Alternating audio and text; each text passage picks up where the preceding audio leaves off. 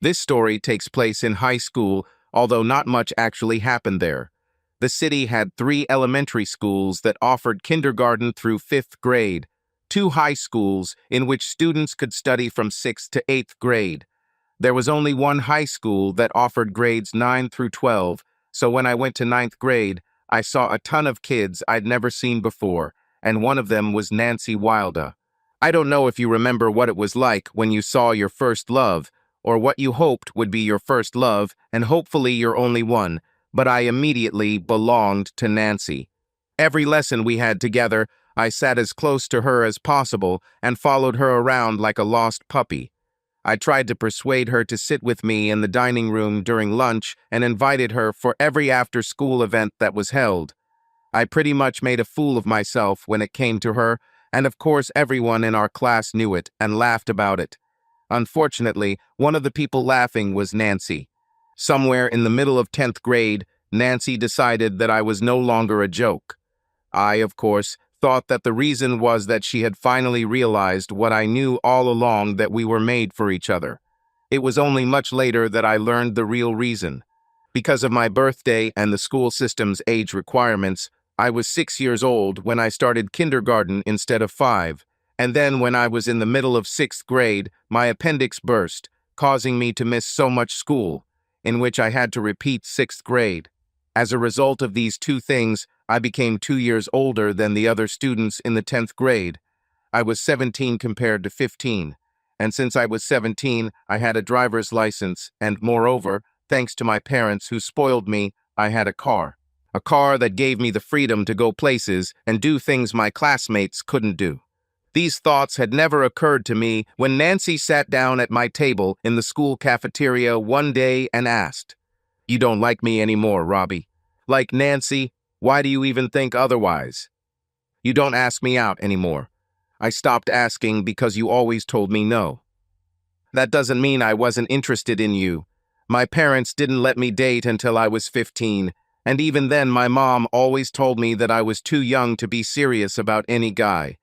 You're the only guy I could think about seriously, so I had to keep you at a distance.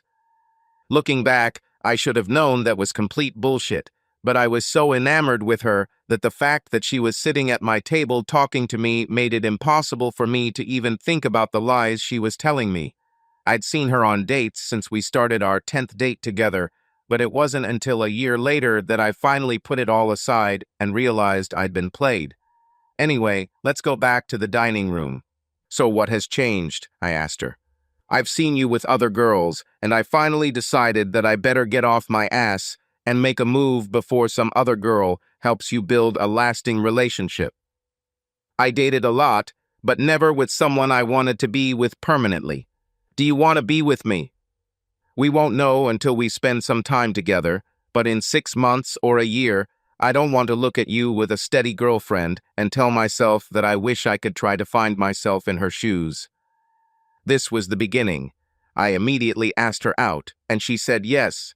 I was walking on air. Nancy agreed to go on a date with me. After that, it was just a movie and root beer at Harry's malt shop, but I was with the girl I wanted to be with forever. On our second and third dates, I was kissed on the cheek, and although I know it sounds stupid, I didn't see my face for 2 days after that. Then came the weekend when Nancy said she wanted to go to the lake, and I agreed. She then asked if it would be okay if her best friend Bev and her boyfriend came with us, and I said, sure. We had a good time, and I took Nancy home. After that weekend at the lake, every date I had with Nancy was a double date with her and her friends. Here I should mention that I had a 9-seater Ford Galaxy 500 station wagon. Not the kind of car you typically associate with a teenager, but when my parents went looking for a good used car for me, they couldn't resist the price. In any case, shortly after Nancy and I started dating, 9-seater, the car usually had 9 seats, sometimes even 10 or 12, depending on how familiar they were with each other. Nancy was usually the one who chose where we went, and I didn't care because all I really wanted was to be with her. It never occurred to me that no matter where we went, she spent more time with the others we were with than with me. I know it sounds like an idiot that it never occurred to me that I was being used because I had a driver's license and a car. It didn't dawn on me until the summer was over and we started 11th grade. The significance of this event? That's when my classmates turned 16, got a driver's license and access to a family car, and in some cases had parents like mine who bought them a car. I will never forget this date. It was September 12th. I sat in the school cafeteria and waited for Nancy to join me. She came in, sat down at the table, and said, "I'm really sorry, Rob, but I can't see you anymore. My parents say that I'm too serious with you and that it's not good for someone my age to act like that." And she got up and left. I sit and watch her leave.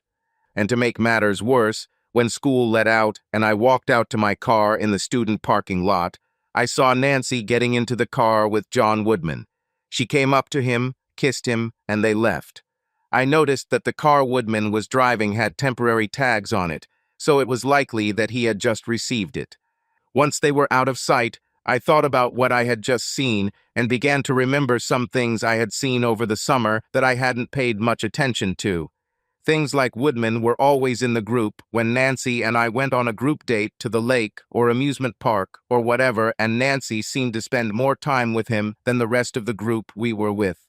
There were a couple of times when Nancy disappeared for a while, and looking back on it, I couldn't remember Woodman being around while she was gone. Even then, I didn't put two and two together.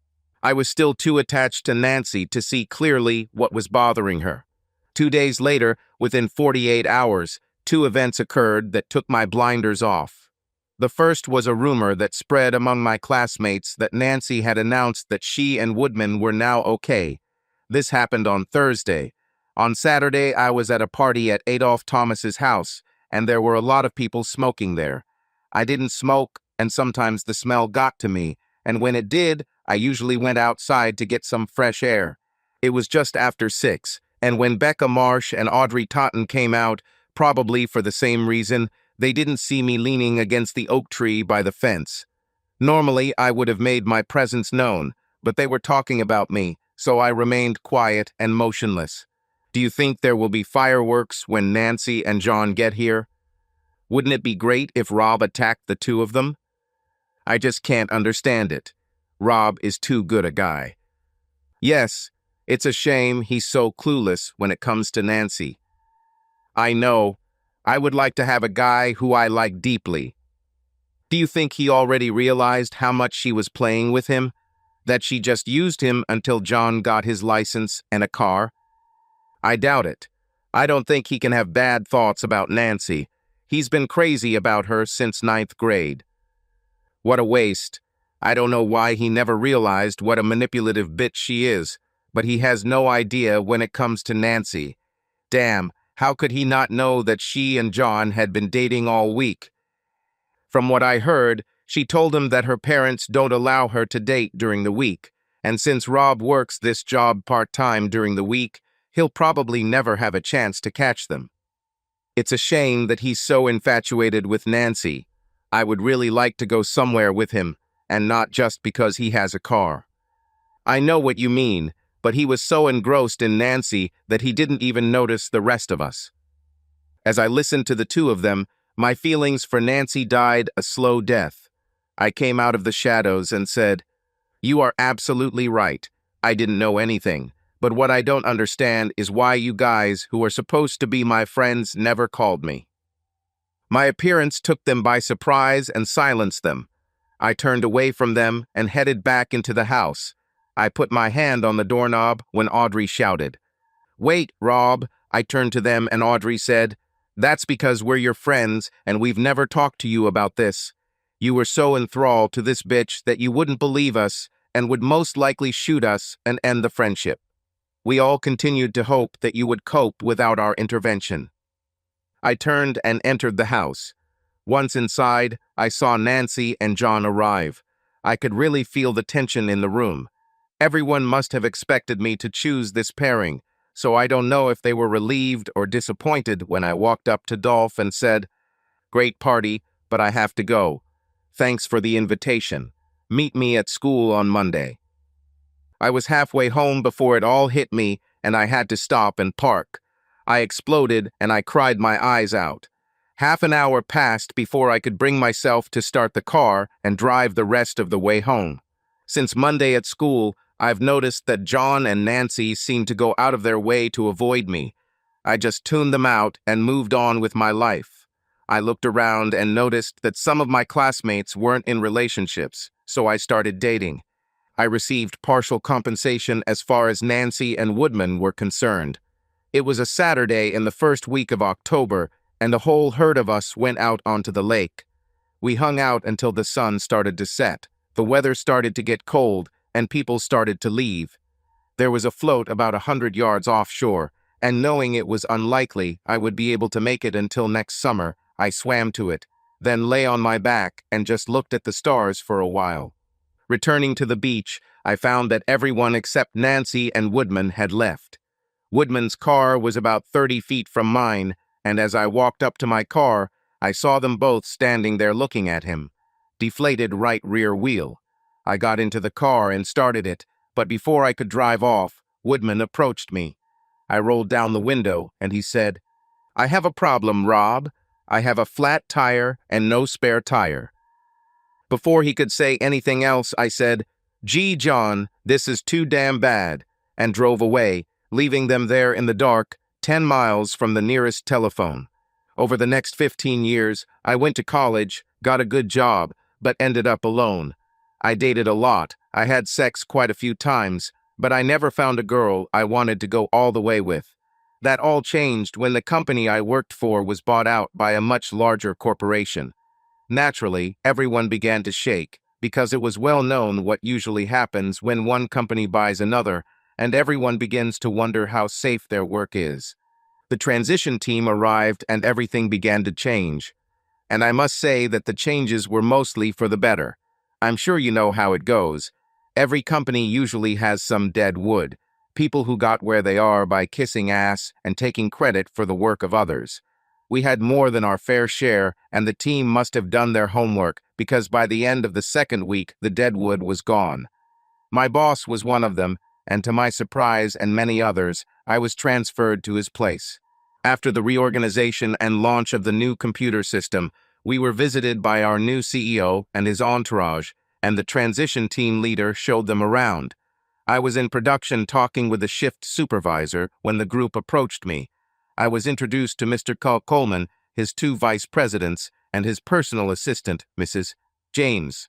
Mrs. James was a knockout, and I immediately hated Mr. James even though I had never met him. This woman was to die for, and I hated this man because he had her and I didn't. The group moved on, and when she left, I could not take my eyes off her. Mike Ebbers, the shift supervisor, hit me on the arm. Earth to Rob. "Come in, Rob," and I turned to him, smiled, and said, "She definitely has your attention, doesn't she?" And then I went back to work. I was in my office working on reports when the door opened and Mrs. James walked in. Without invitation, she sat down on the chair on the other side of my table and said, "I just came from HR, and according to your file, you are not married. Do you have a significant other?" "Sorry?" "A fairly simple question. You are single, but do you have a wife or girlfriend?" I decided that if she was being so persistent with me, I would see if I could get her back on her feet a little. So I said, "I have a couple of friends who have benefits, but no permanent attachments." "Fine. I wouldn't want to be responsible for the separation of a committed couple. Where are we going on our first date? And FYI, I don't like seafood." "First date? Sorry, lady, but I don't mess with married women." "It's good to know, but I'm not married, I'm a widow." "Sorry to hear that." Dearly deceased Herbert died in a car accident while in the car with his mistress. Looking at her, I remembered the thoughts that arose when I met her and decided to go for it. "It just so happens that I have no plans for this evening if you're free." Surprisingly, I have the evening free. She opened her purse, took out a piece of paper, and handed it to me. I looked at it and saw that it was in the direction of her house. I looked at them, then turned to her and said, "Were you that confident in me? I saw the way you looked at me, and after reading your file, I decided it was worth the risk. What time?"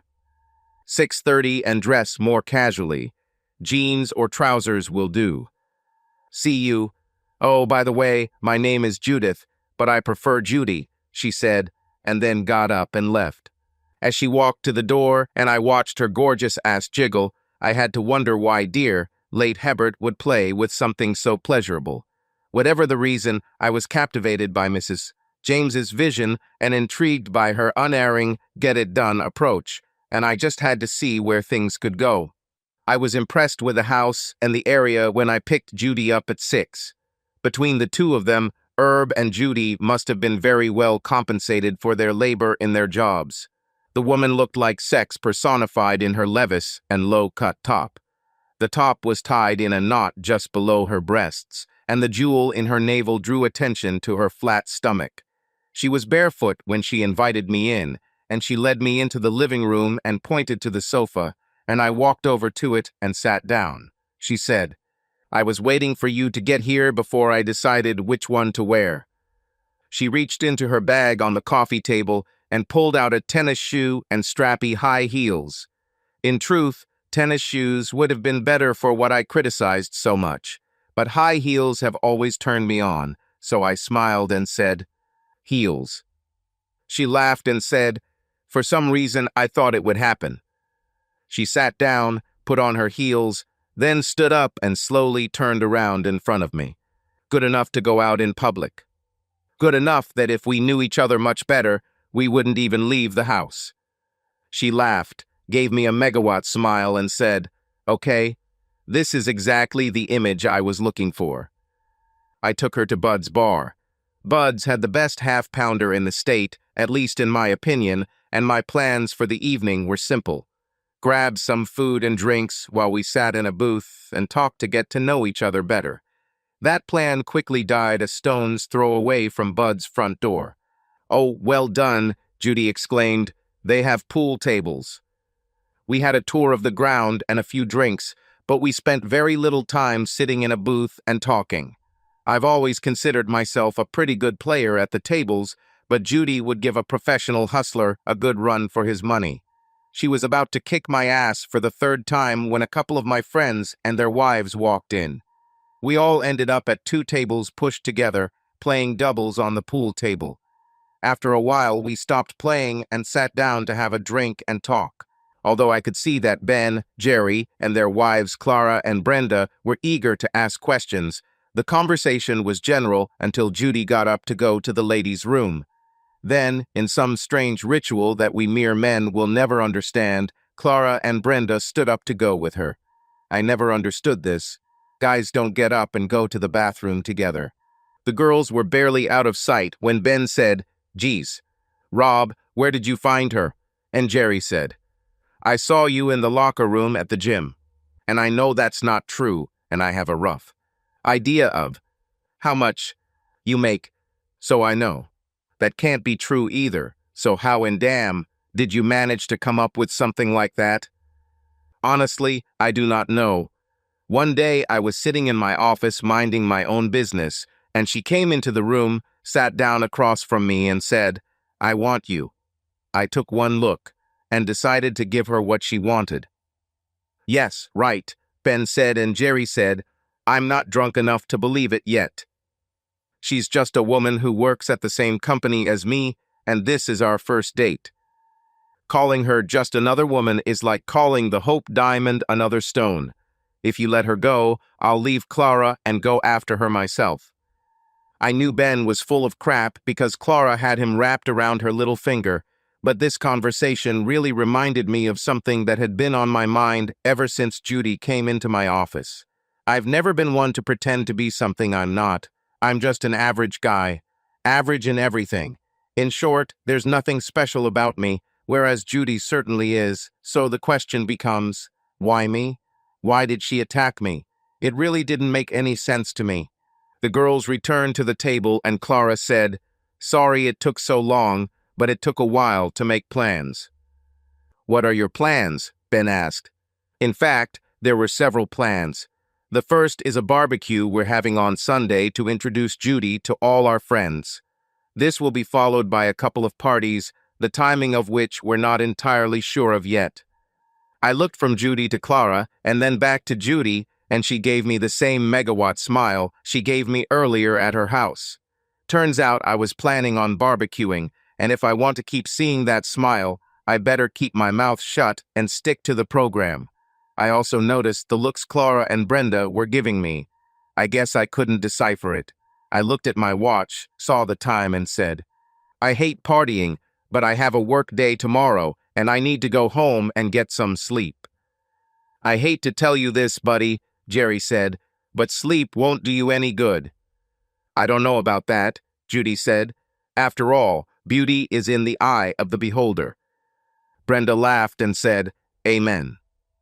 As she drove Judy home, she said that she liked my friends and that she was looking forward to seeing them at the barbecue. In the 9 hours since Judy sat down in my office and then got into my car to drive back to her home, my curiosity grew stronger and stronger, and I decided that the way to satisfy this curiosity should be as simple as she seemed to be. Then I took the bull by the horns and said, It's time to tell Robert what's going on here, Mrs. James. What do you mean? You know damn well what I mean. What made you go into HR, pull out my file, and then plop down on a chair in my office and ask me where we were going to go on our first date? You'll laugh if I tell you. It's quite possible, but so what? I'm guessing that so far everything is going the way you wanted, and I'm not upset about it, so I highly doubt that my laughter will change anything. Let me ask you something. Do you believe that there really can be something like love at first sight? I not only believe in it, but I have experienced it myself. Unfortunately, this was only on my part. The girl in question did not return this feeling. That must have sucked. Big time. So you're saying you fell in love with me when you first saw me? I don't know whether it was love at first sight or not. What I do know is that when I first saw you, my first thought was, I just have to meet this man. I have never felt anything like this towards any other man.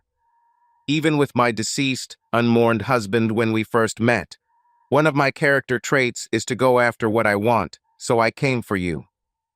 And what's the next step in your plan? Oh no, Robbie, the next step is up to you. You know where I come from. Now we need to see where you want to go. I think we both know the answer to this question. You said you noticed my reaction when I first saw you, but I need to let you know in advance that I'm not a weakling. You'll have to work hard for this. Isn't that my line? Maybe 20 years ago, but this is a new century. Men and women should now be equal. I see that I will have to work hard if I intend to make you obey. That will never happen. Any partnership I enter into will be equally divided. Okay, enlightened person, what next? Where would you like to go, and what would you like to do tomorrow evening? It's up to you. No, that's not true. We need to get to know each other better and know each other's likes and dislikes. Tonight was my choice, so tomorrow is yours. I'll figure out what to do on Saturday, and you've already taken care of it. Scheduled for Sunday. After that, we'll see. When I got her home, I walked her to the door and thanked her for a fun evening. She hugged me and kissed me. She looked at me and said, I'm not simple and I'm not a woman of easy virtue, but we both know where we want to go. Do we really have to waste time dancing? Are you sure about this? I'm quite sure. What did it matter? I lusted after her from the first moment I saw her, so why not do it? Either it would work or it wouldn't, and even if it didn't, at least I'd get a taste. Show the way. She took my hand and led me into the house and straight to the bedroom. We made love. I started to get up. She asked me where I was going. Home. I need to shower before work. You can take a shower here. I could, but all my clothes are at home. I can't go to work in jeans and a polo shirt. But I wanted to cuddle up to you and sleep with you. I wanted to wake up in your arms. Next time, what time should I pick you up this evening? How about 6? Dress casually. On the way home, I wondered what happened to Herbert James that he was running around his wife. She was stunningly beautiful and was a tiger in bed. Why did he deviate? Was this a character flaw or something Judy forced him to do? I really hoped that Herbie was the problem because I was already under Judy's spell. The next day at work was so busy that Judy didn't even cross my mind. At least I never thought about her until late in the evening. At 3, my secretary called me and said she had Mrs. James on the line and asked if she should put her through. Iris had a doctor's appointment that day when Mr. Coleman and company passed by, so she had no idea who Mrs. James was. I think you're better off if you like your job. Mrs. James is Mr. Coleman's personal assistant, and you know who Mr. Coleman is, don't you? Got it, boss. Third line. I picked up the phone and said, I hope you're not calling to cancel. Of course not, but I need to change the time. I have a meeting and I won't leave here until 5:45. Can you pick me up at 7? See you at 7. Kisses, dear. Kiss and lover. I kind of liked it. I picked her up at 7 and asked, where to? City Center, corner of Talbot and 6th Streets. I drove the car towards the city center and asked, how was your meeting? It was fruitful. I have to admit, I wonder what a personal assistant does. To be honest, I am a glorified secretary. I just don't sit at a desk all the time. I travel with my boss wherever he goes and take notes on who says what and what he sees and comments on. I keep track of the time and his schedule, and if he needs to be somewhere at a certain time, I just follow him. Somehow I feel like you're downplaying it, but it sounds important, even if you're shading things a little. Next question. Where are we going? We're going to the corner of Talbot and 6th Streets where we'll have some chilled wine and look at things. That doesn't tell me much.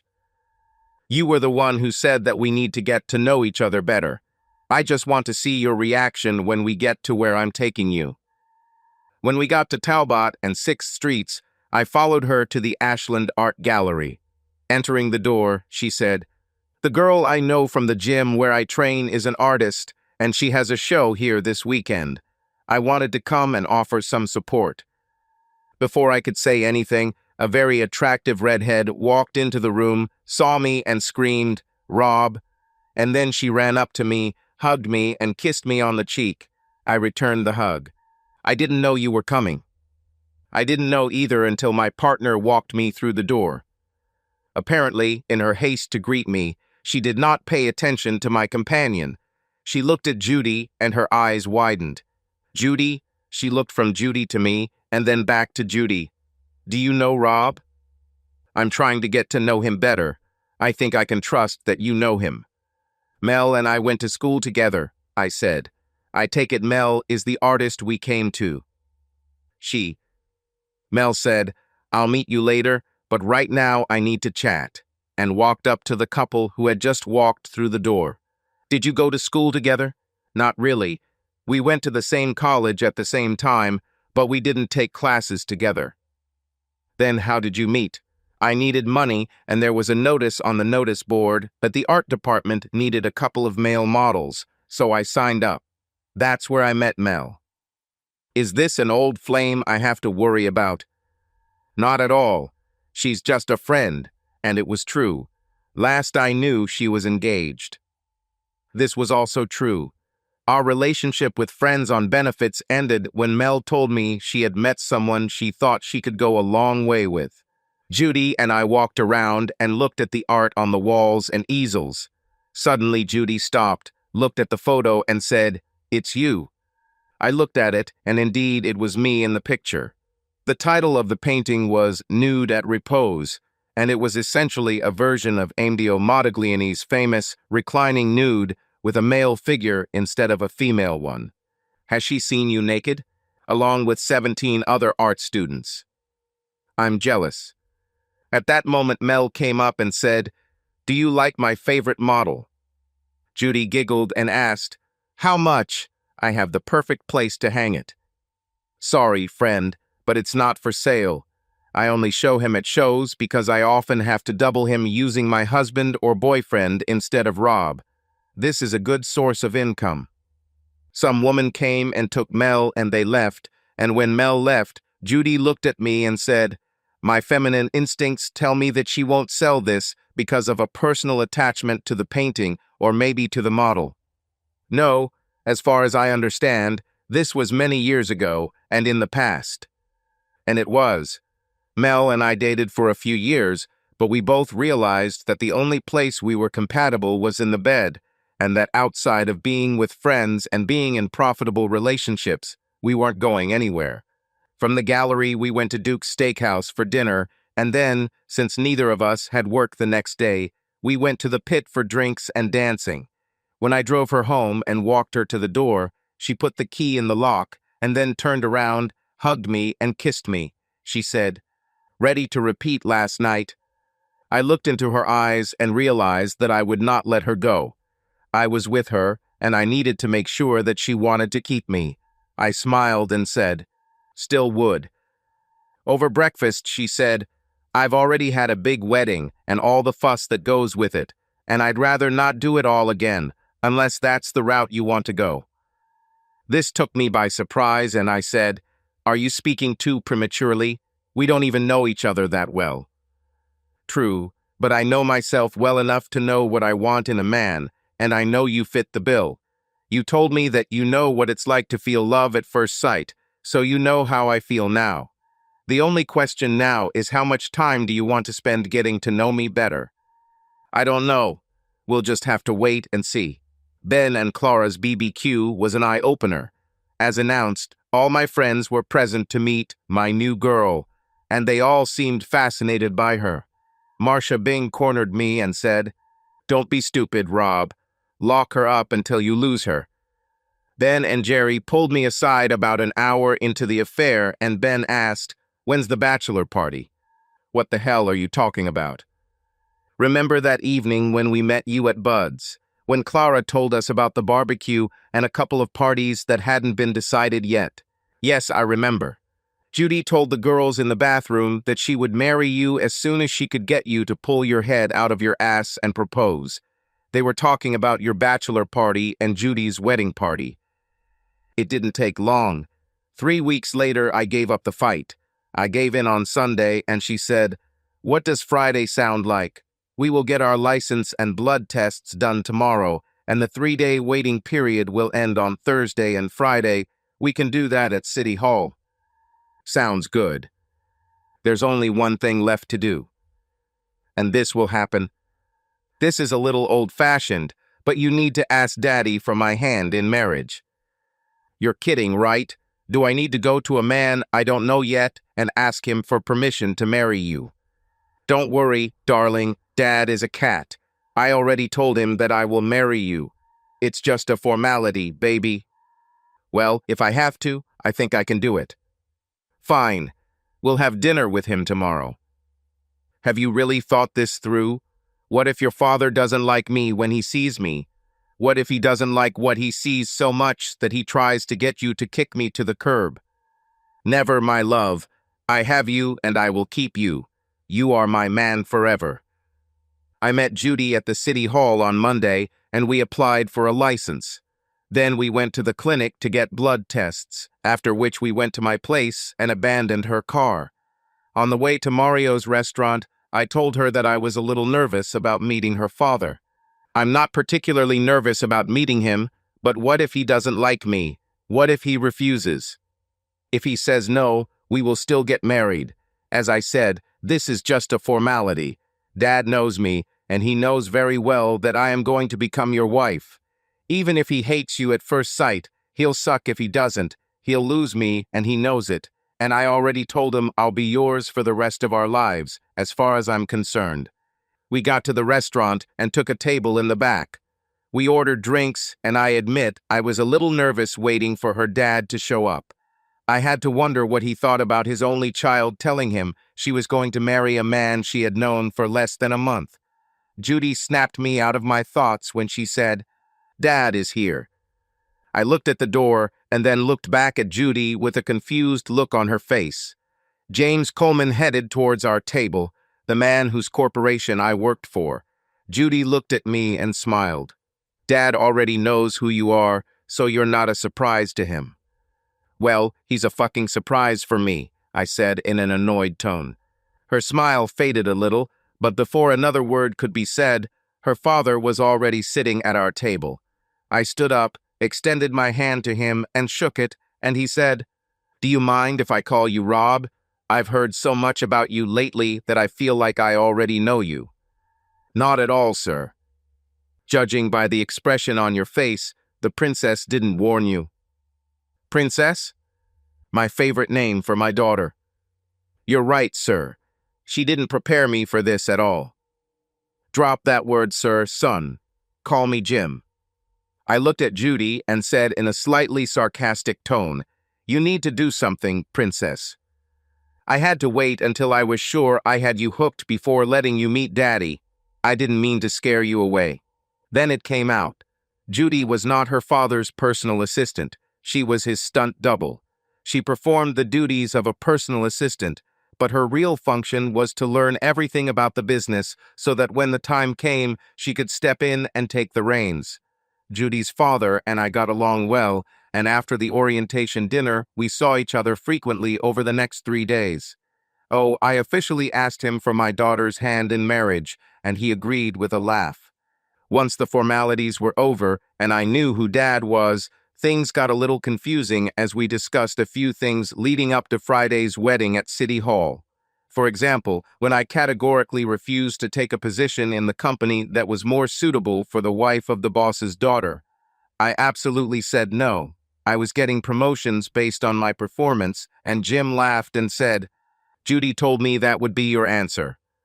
Another case was when I insisted on a prenuptial agreement. I didn't want anyone to think I was marrying Judy for her money. Last but not least, I refused to give up my apartment and move into Judy's house. My argument was that I didn't want to live in a house that still had all the memories of her husband. I wanted a place where we could create our own memories. In the end, I got my way. We got officially married, spent a week in Cabo on our honeymoon, and then returned home and started building our lives together. The next 6 years were wonderful years. Judy and I fit together like a hand in a glove. We were both interested in the same things, and our personal life could only be described as fantastic. The only part of our marriage that I cared about was her work. She had to travel with her father, and it killed me to be away from her, even if it was just for a day or two. And then I lost her.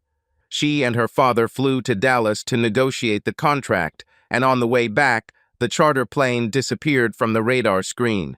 When the wreckage was finally found, there were no survivors. Judy was her father's sole heir, and because I belonged to Judy, I became the president and CEO of Coleman Industries. Luckily for me, Jim Coleman had great people, and it took me 2 years working with them before I felt comfortable in the job. 3 years after the acquisition of Coleman Industries, things got interesting. When I saw her, it was the company Christmas party. I was sitting at the table with Harley Cox, his wife Estelle, and my 2 other vice presidents and their wives. Harley was vice president of human resources. I took pride in knowing the names of all my employees, so I turned to Harley and asked, "Who's that man at the table with Bev, Phil Gates, Rich, and Marge Holbrook?" "This is Spencer Norman. He transferred from Denver to take Tidwell's place when Sam retired. He was only here for a little over 3 weeks, so it's unlikely you would have met him before. I take it he's showing promise since he was transferred and promoted. I expect him to be one of your vice presidents one day." "This is good. Do you remember that mess we had at our factory in Denver?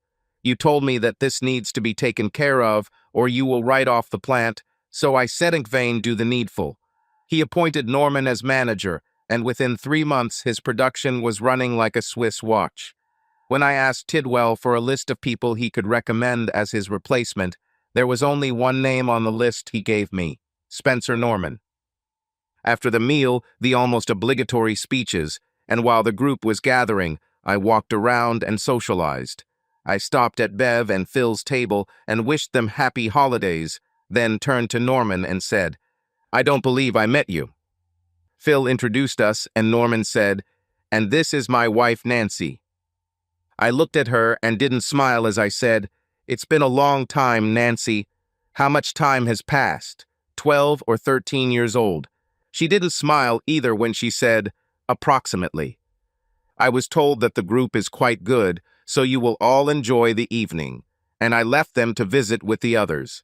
As is my habit, I danced at least once with my co-workers' wives, including the wives at Phil's table. All but one. I asked Bev to dance, and when I brought her back to the table, I asked Marge. As I walked Marge back to the table, I saw that Nancy was already prepared for me to ask her, but I didn't. I thanked Marge for the dance, and then turned and left. For the rest of the evening, whenever I looked in her direction, I found Nancy looking at me, and I wondered what she was thinking. I bet I know what everyone else at the table is thinking. He knows her, but didn't stay and talk to her. He danced with Bev and Marge, but ignored her. I had no doubt that Nancy had received the third degree from the others at the table. I smiled to myself, wondering what Nancy had told her husband about our past. Did she tell him the truth or brush him off by saying we were classmates in high school? Unexpectedly, I received an answer to this question. It was a week after the Christmas party when my secretary called me on the intercom to say that Mr. Norman was in the office and wanted to know if I had a few minutes to spare. It was a slow day, I didn't have anything planned, and I had to admit that I had a certain curiosity, so I asked Stella to send it. I stood up to greet him, shook his hand, and told him to sit down. What can I do for you, Mr. Norman?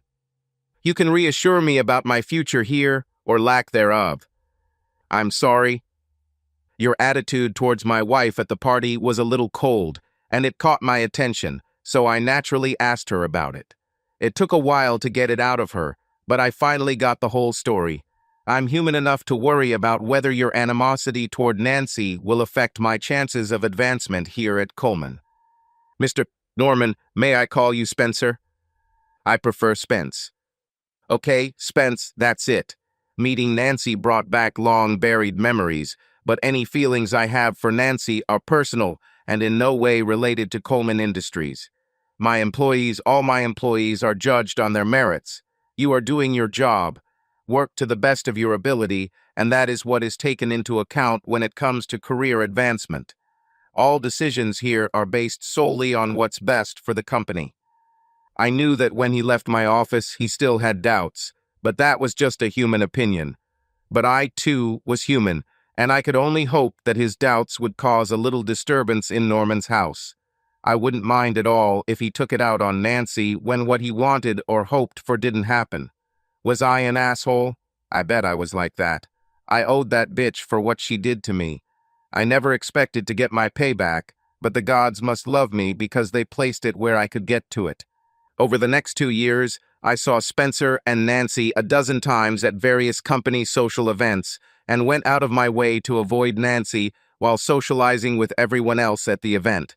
During this period, 2 positions were opened for which Spencer applied, but they went to other people. Not that he wasn't a good fit for them, because he was, but Harley and I decided that the job just wasn't right for him. In fact, it was Harley who pointed out that Spencer was the perfect candidate for Axel Martin's position when Axel resigned, and it didn't make sense to promote him to the position only to fire him from it when Axel left. We didn't tell Spencer about this, and I'm sure he thought he was being passed over because of my history with his wife.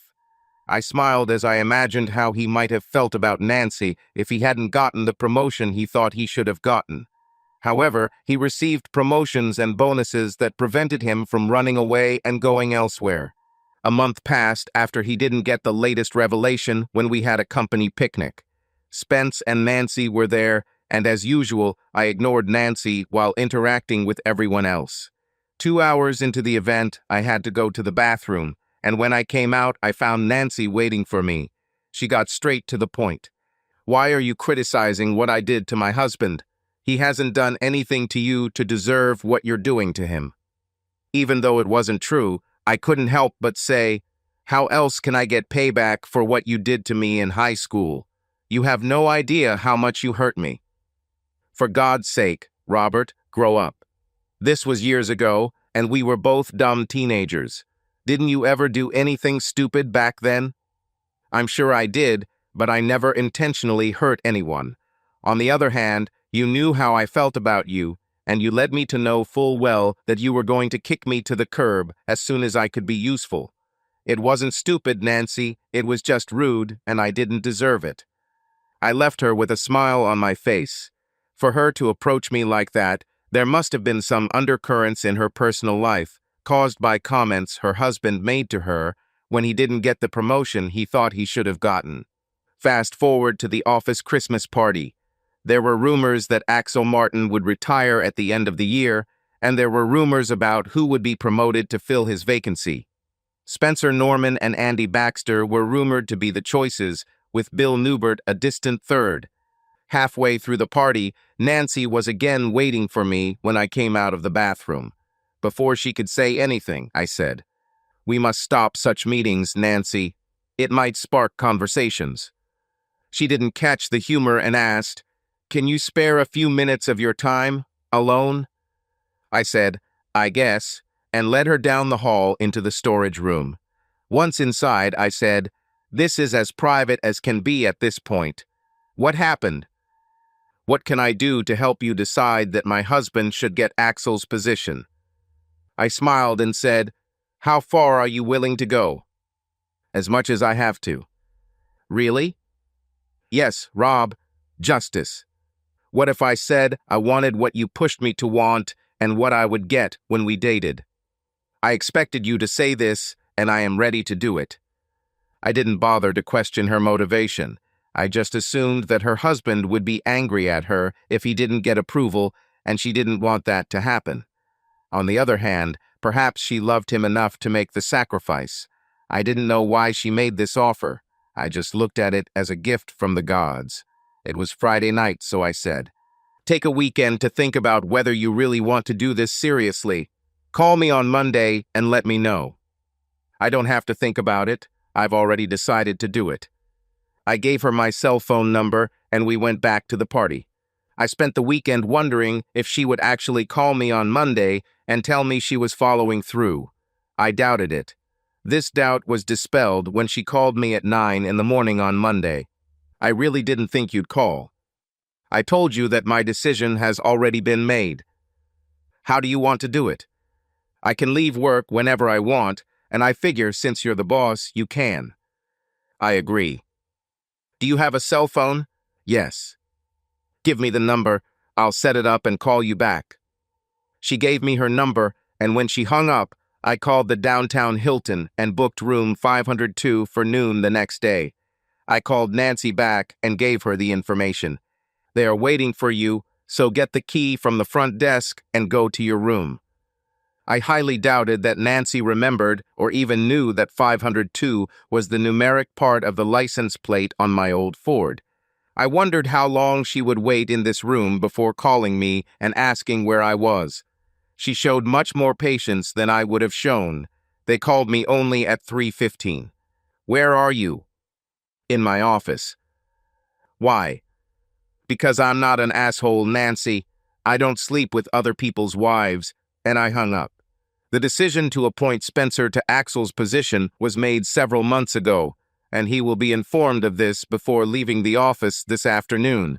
He might have had the pleasure of telling Nancy about it when he got home. When I hung up, I knew that I would spend many nights lying on my bed, staring at the ceiling and wondering what it would be like to have a girl who owned me for so many of my younger years. I could handle it. Subscribe to our channel so that your second chaff doesn't cheat on you, and go ahead and listen to the next story, because this story is nothing compared to the next one. If you're under 18, don't even think about listening to the next one.